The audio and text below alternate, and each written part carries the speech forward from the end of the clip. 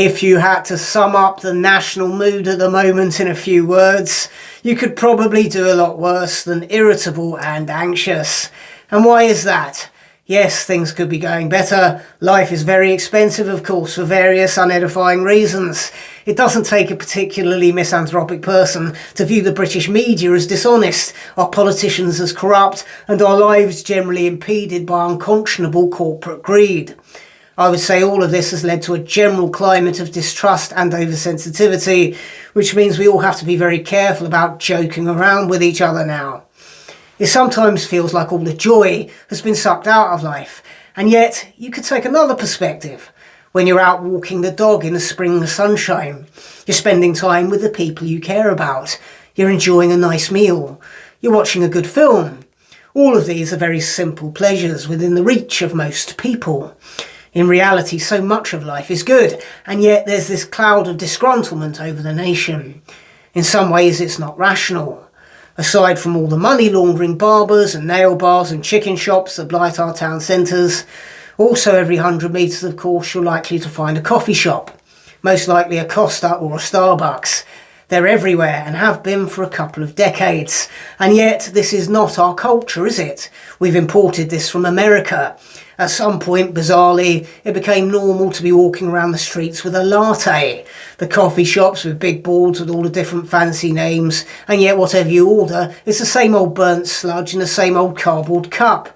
The friendly-seeming coffee shops with their warm decor, and yet the toilet's locked until you subject yourself to the indignity of queuing up to awkwardly ask for the code.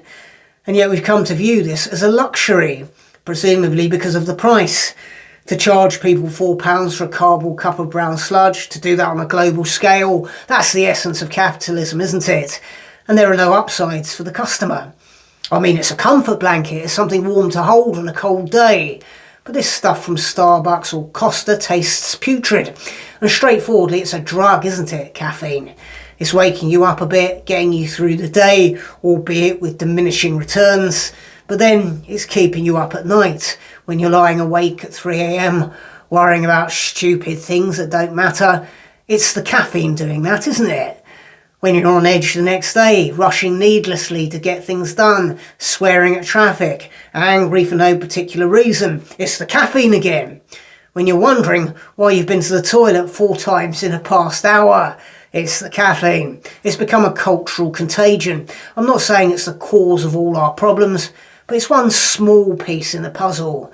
And your caffeine habit isn't a daily treat. It's snake oil. It's a semi-addiction that you've been tricked into by decades of fancy marketing. Time to get back to what we know. The great British cup of tea. Spring tour now on sale. Newcastle, Stafford, Chelmsford, Swindon, Southampton, Northampton, Hastings and London. Ticket link in the description. If you haven't yet subscribed to this channel, please do take a moment to do so. And if you'd like me to carry on making these videos, you can support me by clicking the thanks button at the bottom of this video or via Patreon or PayPal by following the links in the description. Thanks for watching.